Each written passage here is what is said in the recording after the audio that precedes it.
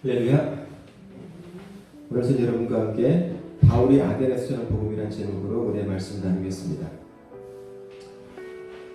사도 바울이 하나님의 말씀을 여러 곳에 전하고 다니면서 특별히 오늘은 아덴에서 전한 그 말씀에 대해서 함께 나누기를 원합니다.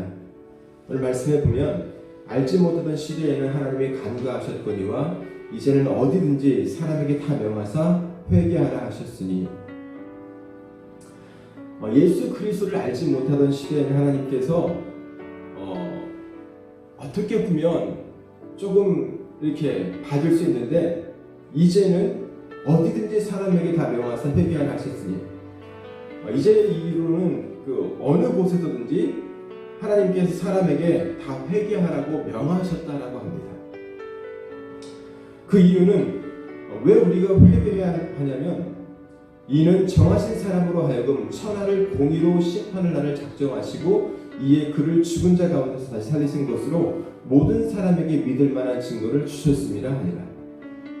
사도 바울은 하나님께서 온 천하를, 즉 온 천하 가운데 있는 각 사람 한 사람 한 사람들을, 즉 여러분과 저를 하나님께서 심판하시고 작정하셨기 때문에 우리가 회개해야 된다고 말을 하고 있습니다. 그리고 그것에 대한 증거로서 이 죽은 자 가운데서 다시 살리신 것, 즉 주님이 부활하신 것을 모든 사람에게 보이셨다라고 말씀하고 있습니다. 사랑하는 여러분, 예수 그리스도라고 우리는 말을 합니다. 왜 우리가 예수님을 그리스도라고 할까요? 여러분, 예수의 뜻은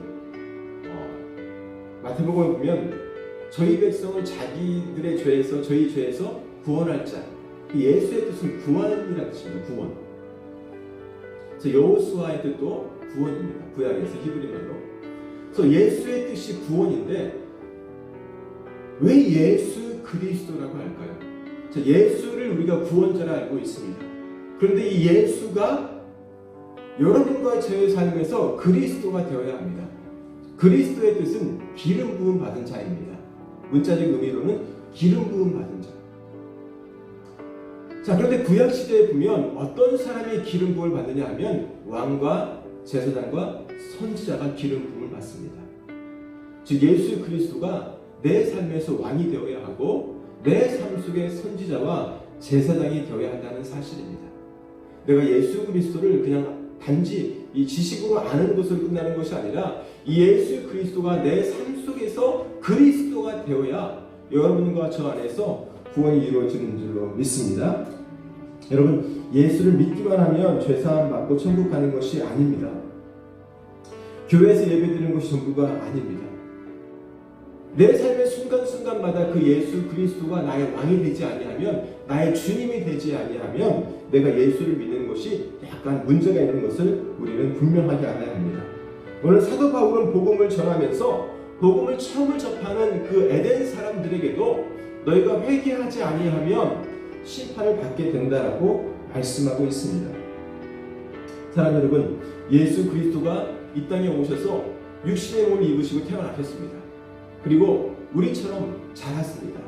여러분 한번 돌아보세요. 여러분이 초등학교 시절, 중학교 시절, 고등학교 시절 기억나십니까? 어떻게 보면 내 나이가 70이고 80이라도 내가 지나온 순간을 되돌아보면 순간입니다. 저도 이제 50이 넘어서 50대 중반을 향해 나가고 있는데 제가 초등학교 때, 중학교, 고등학교, 대학교 시절이 순간처럼 지나갑니다. 제 아내가 결혼한 지가 벌써 몇 년이 지났을까요? 25년이 넘게 지났는데 돌아보면 어제 같아요. 어제 결혼했는데 오늘 지금 살고 있는데 눈을 떠보니 25년이 지났는 거예요. 사랑하는 여러분, 예수 그리스도 이 땅에 오셔서 삶을 사시고 그분이 죽으시고 부활하셨습니다.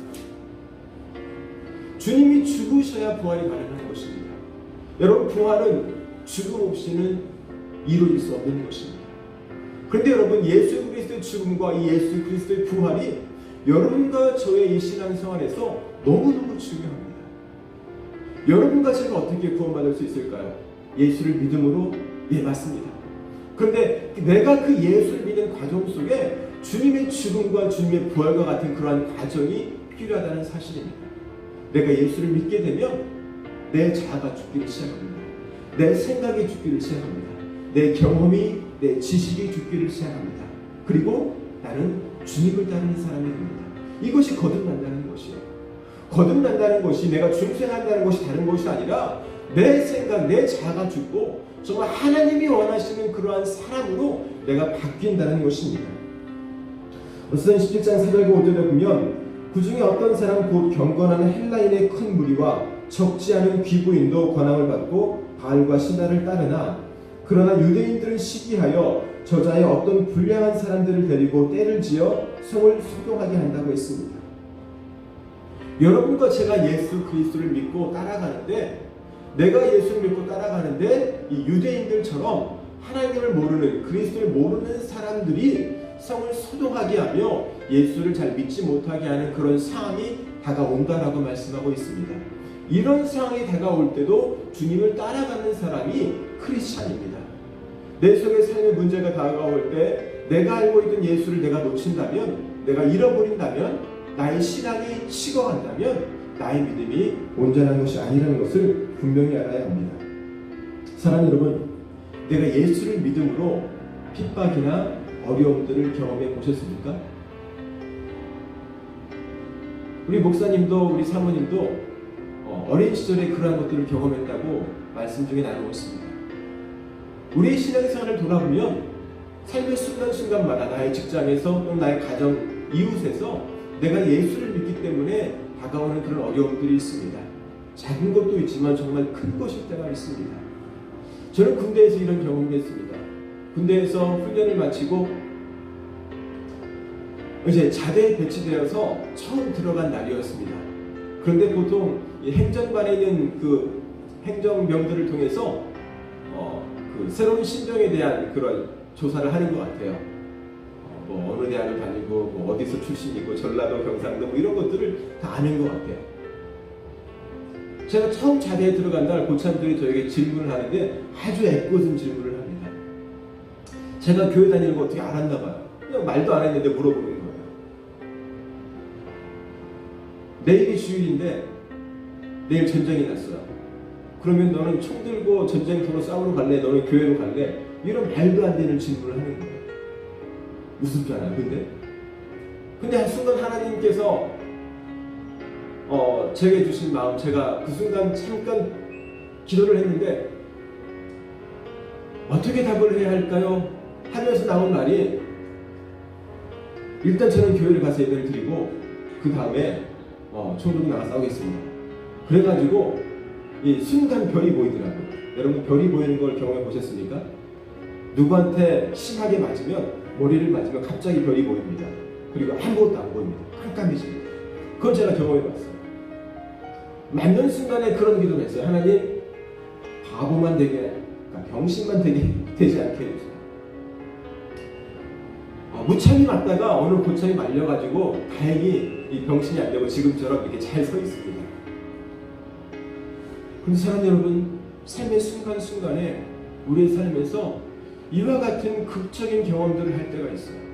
그 속에서 내가 예수를 부인하지 않고 내가 교회를 다니는 사람이라고 나는 주님을 섬기겠다고 고백해야 되는 그런 순간들이 있어요. 여러분 놀랍게도 저는 그 경험 때문에 제가 제대할 때까지 한 번도 주의를 지키지 않은 적이 없어요. 군대에서. 군대에 가면 훈련이라는 것이 있습니다. 비상이라는 것도 있고 여러 가지 것이 있어서 단체로 교회를 못 가는 그런 상황들이 많이 발생을 해요. 그럼에도 불구하고 저만은 교회를 다녔습니다. 저만 연애했어요. 그래서 대대에서 저 혼자만 교회 다닌 적이 있어요. 왜요? 맞았기 때문에. 얘는 그래도 교회를 다니는 애다. 그런 것이 저희 중대 안에 퍼져 있어서 저만은 연애가 되었어요. 교회 가는 것이. 사랑하는 여러분, 내가 주님을 믿는 것 때문에 시끄러워지고 소동이 나게 되어서 혹시나 주님을 떠나지는 않습니까? 내가 그렇다면 여러분과 제가 회개해야 되는 것입니다. 바울은 데살로니가와 베레아에서 복음을 전하고 이제 오늘 본문은 아덴에서 복음을 전하는 장면인데요. 바울이 복음을 전할 때 28절에 보면 어떤 에피쿠스와 스토아 철학자들도 바울과 쟁론할 때 어떤 사람은 이르되 이 말쟁이가 무슨 말을 하고자 하느냐 하고 어떤 사람은 이르되 이방신들을 전하는 사람인가 보다 하니 이는 바울이 예수와 부활을 전하기 때문이라고 했습니다. 사랑하는 여러분, 여러분과 제가 믿고 있는 이 신학 예수를 믿는 것은 내가 지금 보이는 육의 것을 믿는 것이 아니라 내가 눈으로 볼 수 없는 영의 것을 믿는 것임을 확실하게 알아야 합니다. 할렐루야. 내가 보이는 세상이 전부가 아니라는 거예요. 내가 눈으로 보지 못하는 영적인 세계, 천국, 부활을 여러분과 제가 믿으면서 나의 신앙생활을 한다는 것입니다.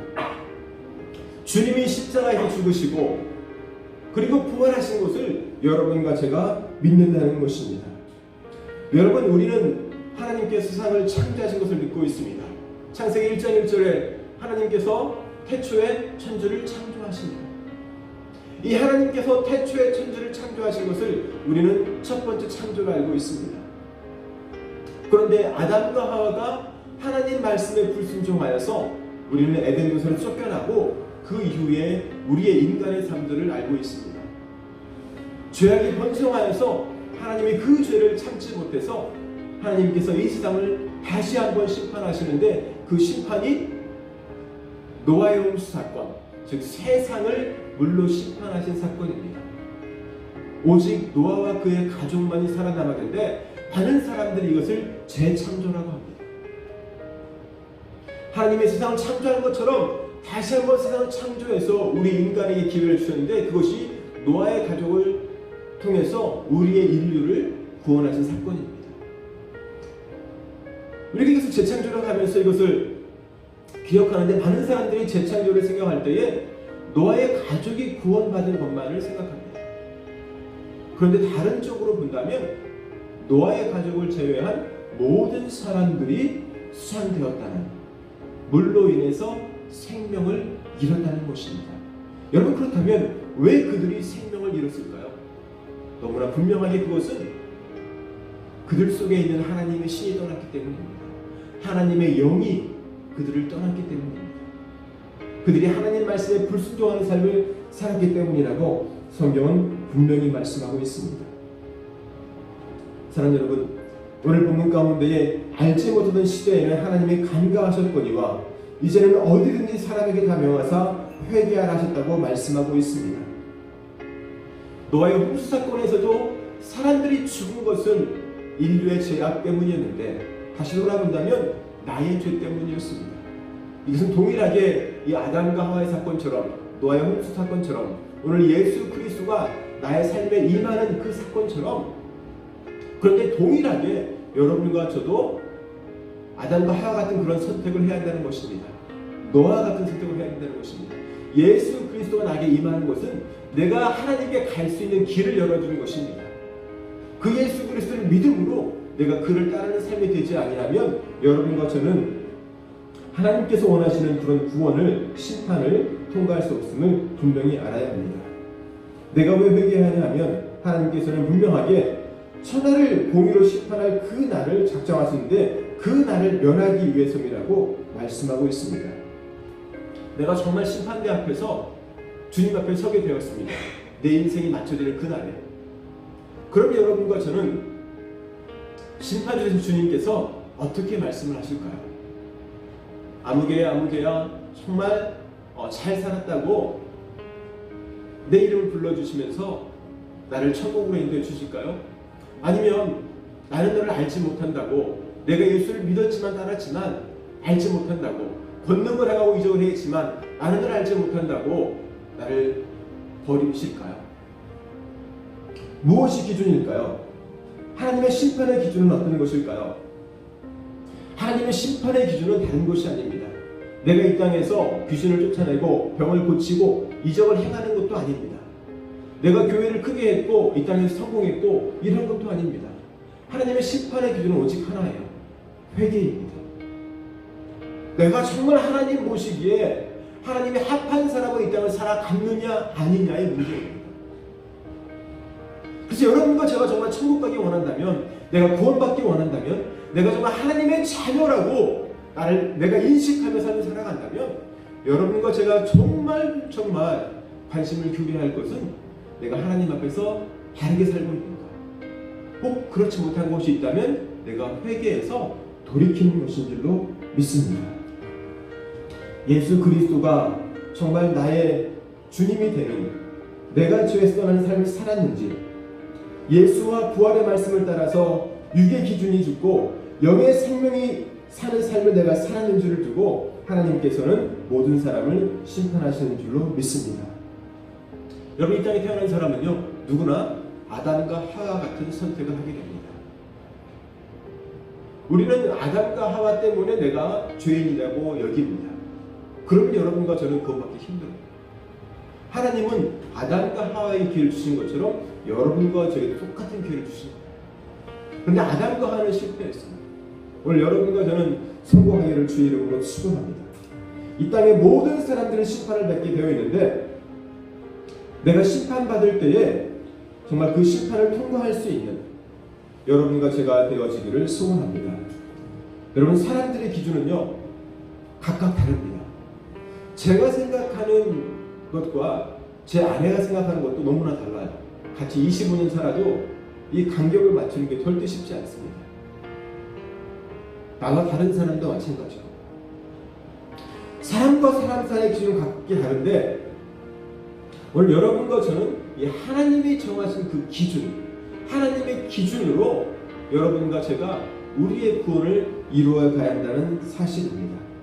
하나님께서 보시기에 좋은 삶, 하나님이 인정하시는 삶, 하나님이 나를 보시고 기뻐하시는 삶, 그 삶은 내가 살고 있는지는 하나님과 아마 여러분만 아실 거예요. 정말 내가 하나님이 원하시는 삶을 살고 있는가? 하나님이 기뻐하시는 삶을 살고 있는가? 다른 사람과의 기준이 아니에요. 이 말하면 됐지. 제가 젊은 청년 시절에 저는 다른 사람과 믿음을 비교했습니다. 저는 이렇게 하나님을 섬기는데 다른 그리스도인을 보니까 요렇게밖에 안 하는 거예요. 그것을 보면서 제가 스스로 나는 참 열심히 주님을 섬긴다.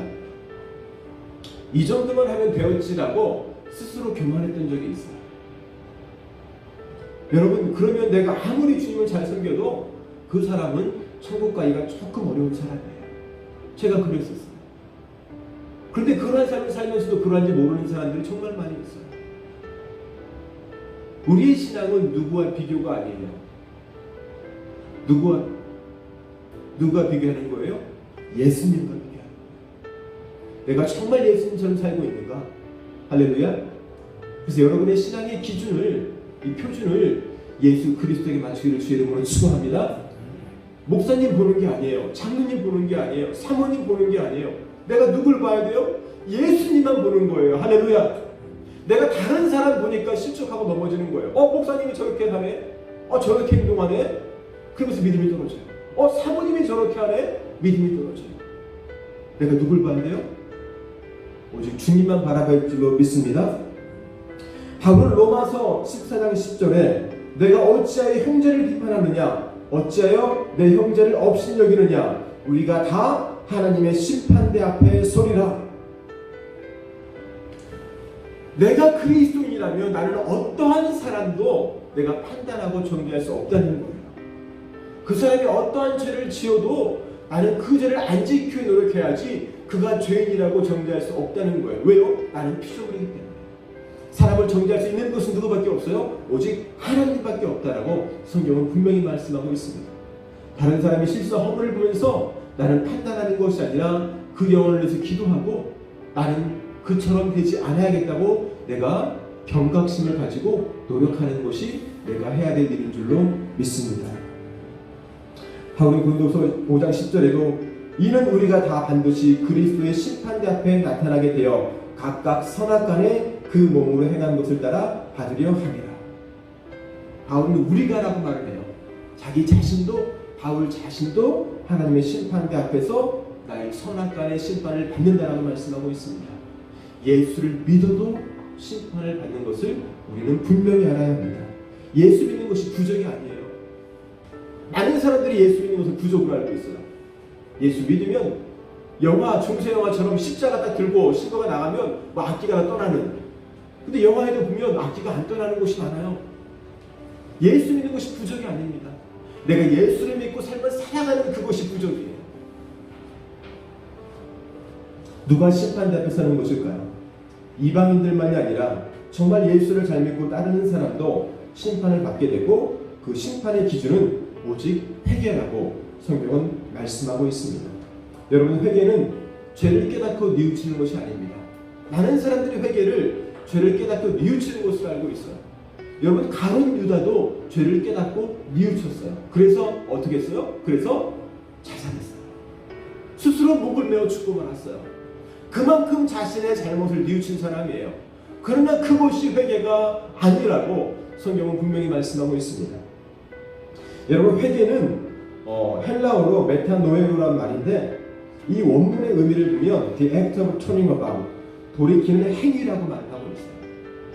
행위가 포함되는 거예요.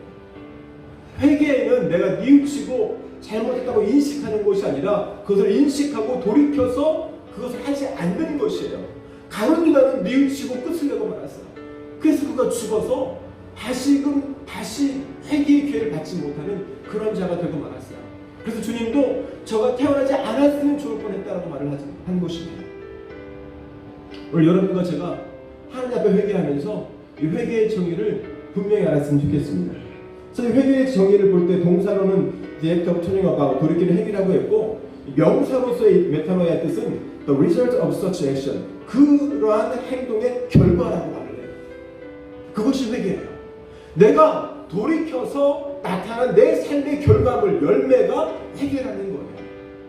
그래서 여러분과 저는 이 마음속의 회개가 아니라 내 삶 속에서 내 회개의 열매를 맺는 것이 하나님이 원하시는 회개라는 것을 분명히 알아야 합니다. 할렐루야. 그래서 바울은 로마서 10장 10절에 사람이 마음으로 믿어 의에 이르고 입으로 시인하여 구원에 이르느니라, 이렇게 말을 했어요.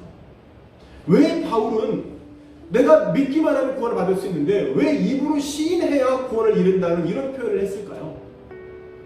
저는 이것이 그 당시의 상황을 보면, 여러분, 이 로마서를 쓰고 난 이후에 어떤 일이 일어납니까? 로마 교회 안에 엄청난 박해가 일어납니다. 예수를 내가 입술로 고백하면 내가 화형에 처해지고 내가 십자가에 매달리고 내가 짐승의 먹이가 되는 그런 시대가 도래합니다. 그때 내가 예수를 입술로 시인한다는 것은 곧 순교를 의미했습니다. 여러분, 그렇지 않을까요?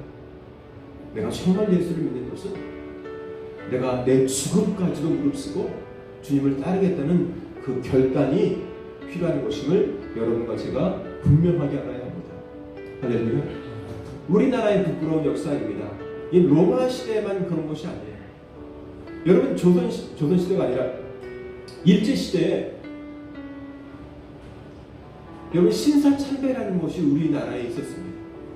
그런데 이때에 그 신사참배를 가결한 그 평양의 장로교회 그 총회에서 반대하던 목사님들은 죽거나 감옥에 갔고 나머지 목사님들은 다 찬성표에 찬성을 던지고 이 법안을 통과시켜서 그 이후로는 모든 교회가 신사참배를 하고 예배를 드렸습니다.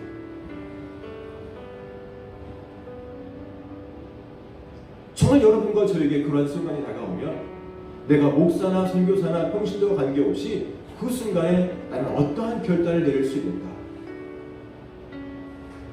불행하게도 감옥에 가고 죽은 목사님들은 10손가락이 안 되었습니다. 나머지 목사님들은 목숨 앞에 타협을 했습니다. 그렇게 하고 예배를 드리는데 그것이 무슨 큰 문제가 되겠느냐? 사랑 여러분, 내가 입으로 시인하여 구원에 이르는 것은요, 내가 십자가에 달리고 내가 짐승의 먹이가 되고 내 목이 잘리고 내가 장작더미 위에 불에 태워지는 그러한 죽음을 각오하는 것임을 분명히 알아야 합니다. 여러분, 이것이 심판의 날이에요.